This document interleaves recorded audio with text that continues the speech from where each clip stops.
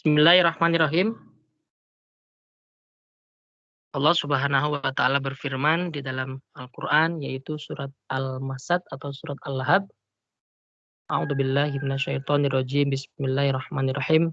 Tabbat yada abi lahabi wa tabb. Ma aghna anhu maluhu wa ma kasab. Sayasla naran dzata lahab. Wa imra'atuhu hammalatal hatab. Fi jidha hablum mim masad. Shadaqallahul alim. Binasalah kedua tangan Abu Lahab dan benar-benar binasa dia. Tidaklah berguna baginya hartanya dan apa yang dia usahakan. Kelak dia akan masuk ke dalam api yang bergejolak, yaitu neraka. Dan begitu pula istrinya, pembawa kayu bakar atau tukang penyebar fitnah. Di lehernya ada tali dari sabut yang dipintal.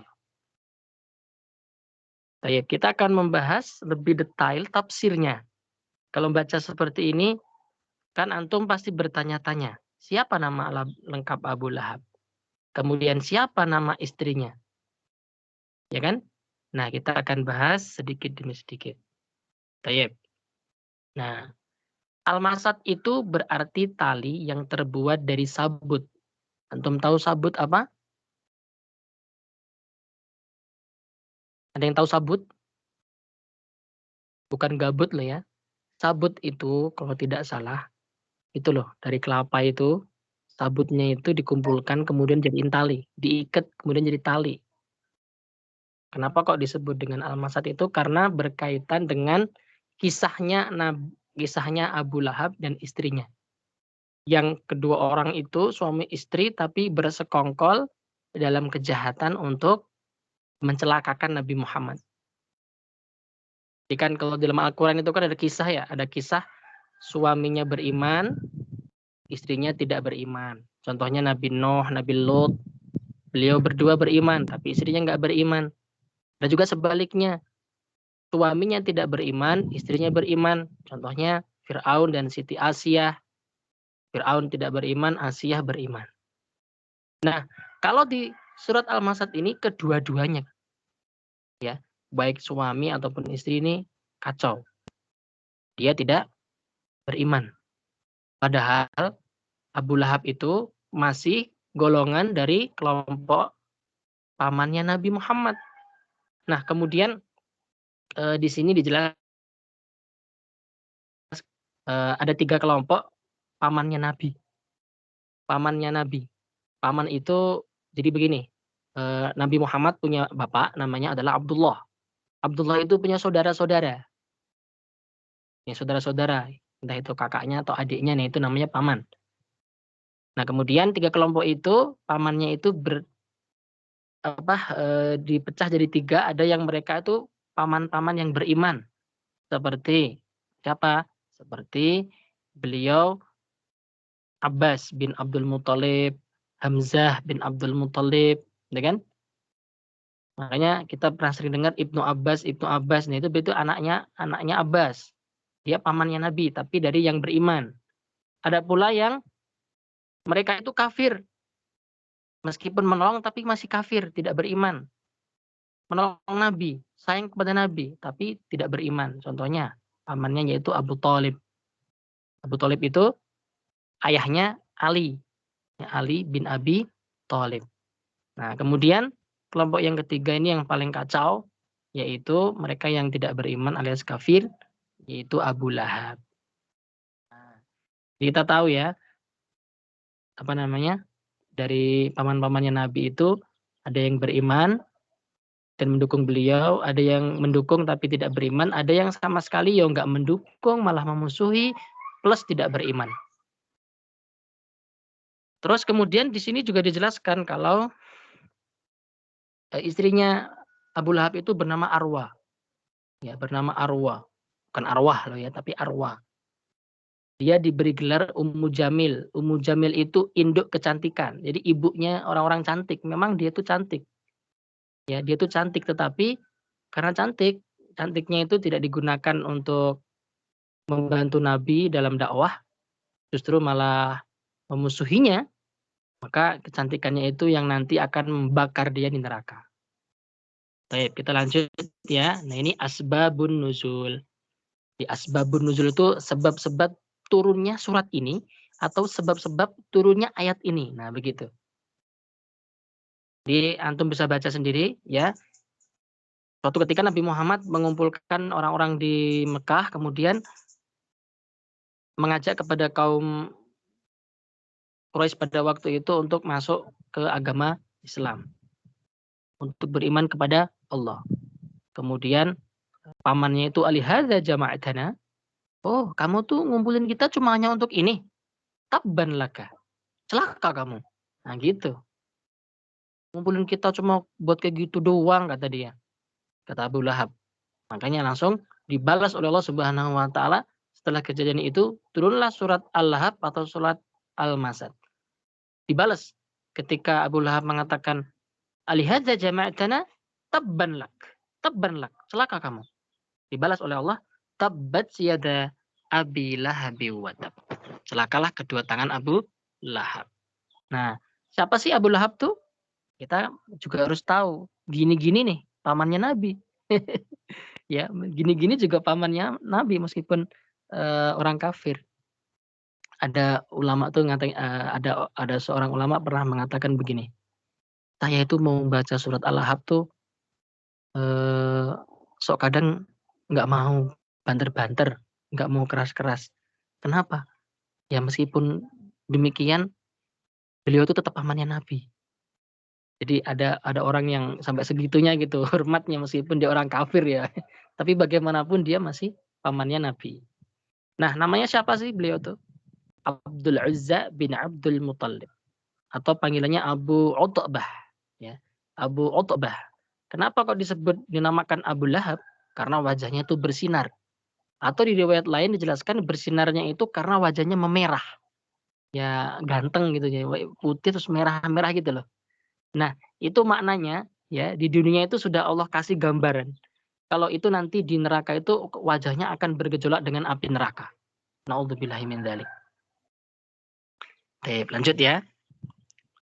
Kemudian kita bahas ke makna ayat per ayat.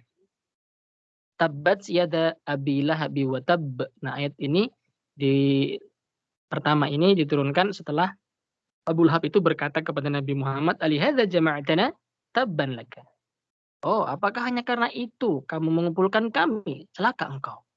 Maka dibalas oleh Allah, tabbat yada abi lahabi.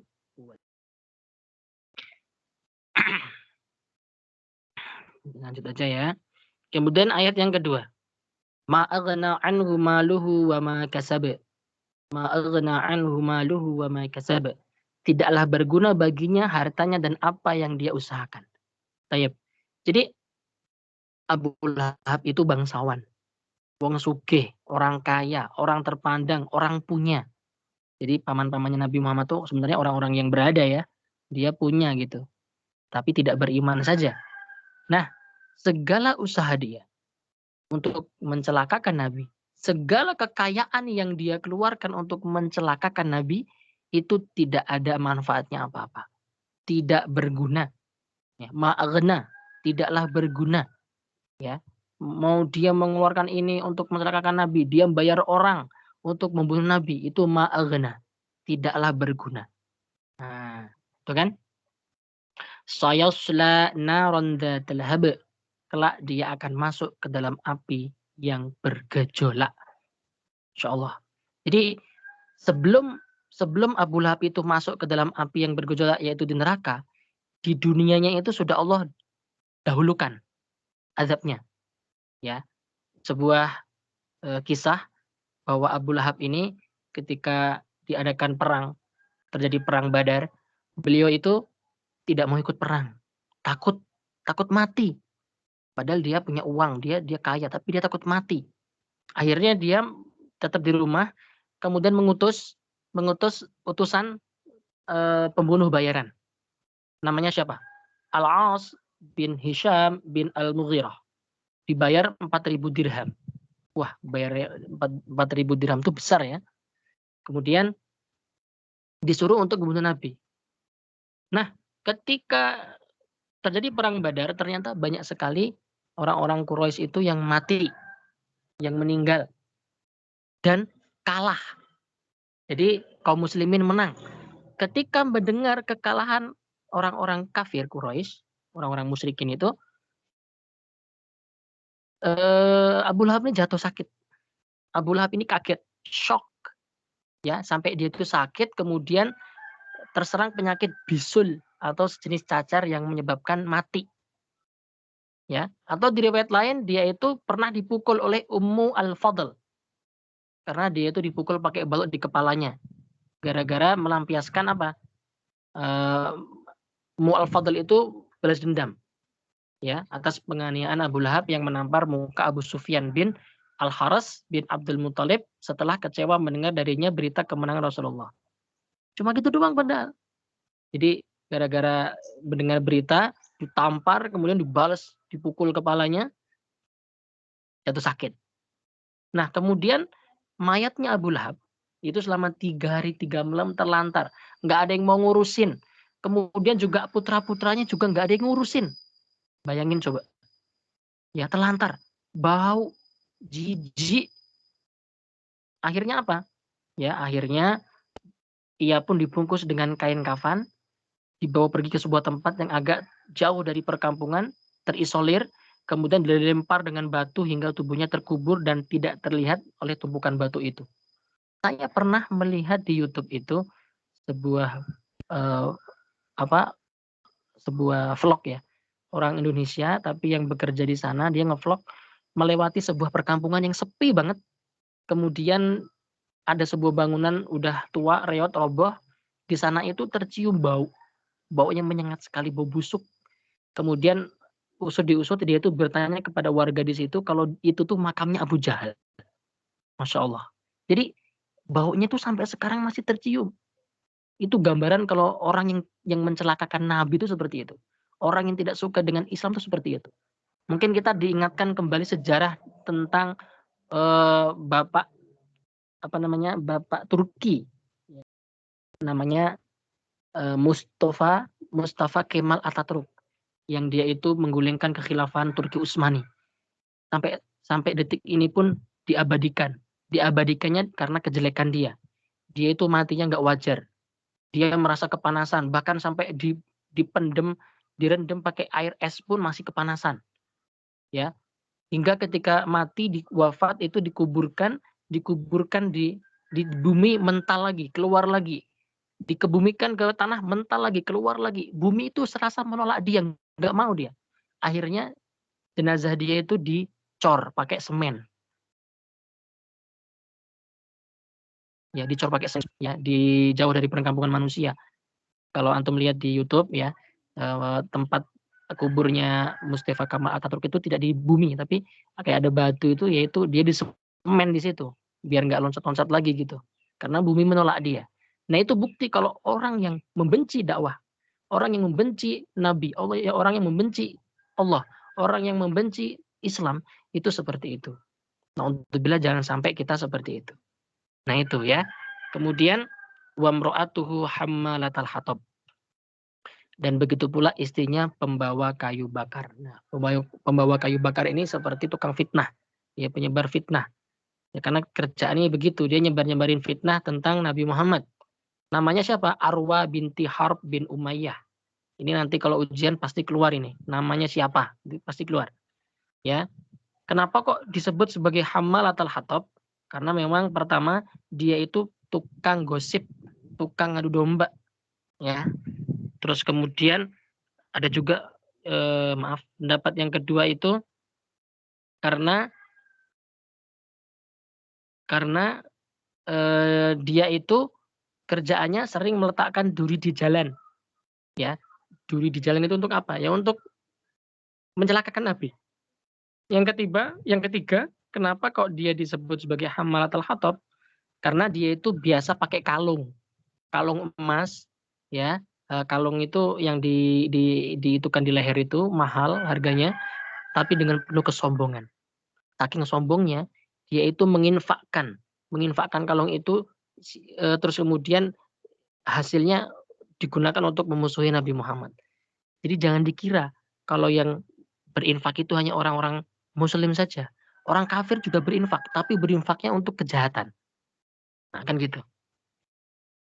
Nah, itu nanti kalungnya itu, Hammalatal Hatab itu akan mengkalungkan di lehernya dan juga menjadi api neraka. Naudzubillahi min dzalik.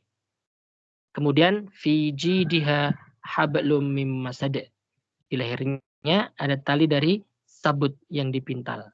Al-jid ialah al-unuk. Unuk artinya leher. Hablun ialah tali. Al-masad adalah sabut. Nah, ini tadi udah aku ceritain tadi ya. Seorang wanita yang terpandang. Jadi Ummu Jamil, Arwa ini orang terpandang, orang kaya, bangsawan dari golongan Quraisy pada waktu itu, tapi mempermalukan. Dia itu rela sampai jalan ke gurun sambil menenteng, membawa apa namanya, bawa tali yang untuk mengikat kayu-kayu berduri itu di jalan-jalan itu dia rela bawa kayak gitu-gituin gitu, hanya untuk mencelakakan Nabi. Kurang kerjaan gitu loh, ya kurang kerjaan gitu.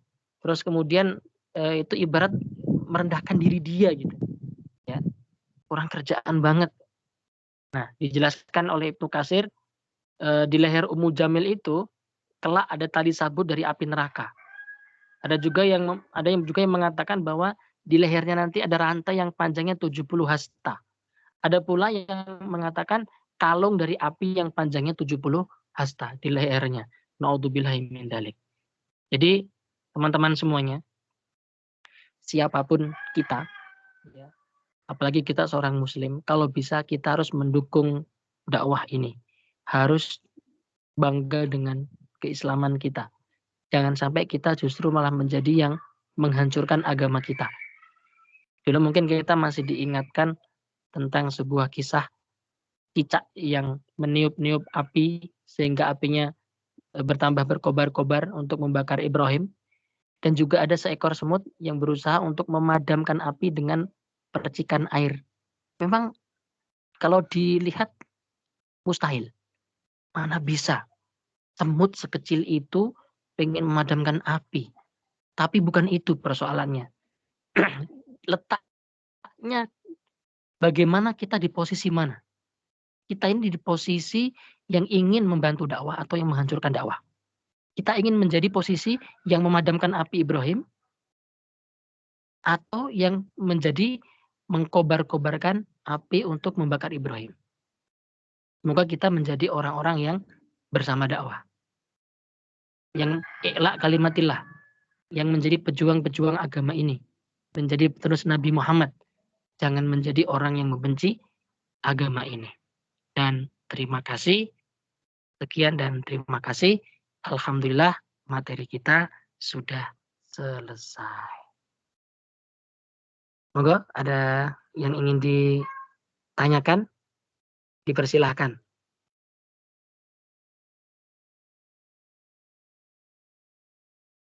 Ada yang mau ditanyakan? Tidak ada? Masya Allah, Mas. Bagus langsung tutup poin. Kalau tidak ada yang ditanyakan, berarti fahim tuh? Fahim nah. Alhamdulillah. Oke. Cukup ya? Sampai di sini ya? Ya, Dad. Alhamdulillah. Ya.